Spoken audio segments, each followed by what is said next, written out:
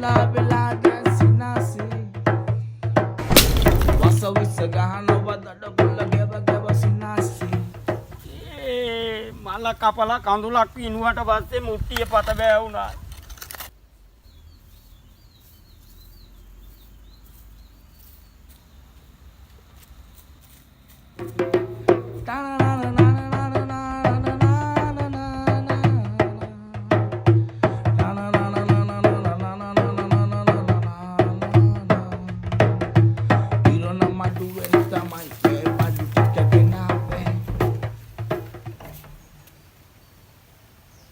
ඕයි ලැට්ටගේ වාල්දිය දැක්කද?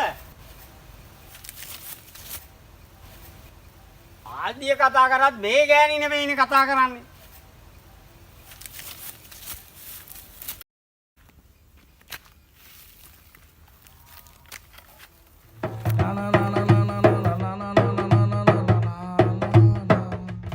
අපේ එක්ක බෑනේ මුකුත් තියාගන්න.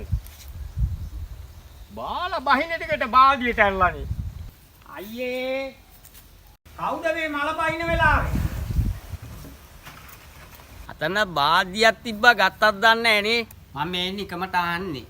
රාමදින්නේ බොන්නමද? බොකෝ. ලැට් බාදියේ රාවන්න පුළුවන්ද යකෝ? තෝගේ ගලියට හෙන ගහන්න දෙපේ. මෙච්චරයි ඉතුරු. තොත නහයක් නැද්ද යකෝ? උඹ මේ මගුලක් කතා කරනවා ළඟක ඉඳන් පඩ යන්නේ රාසු හොදට.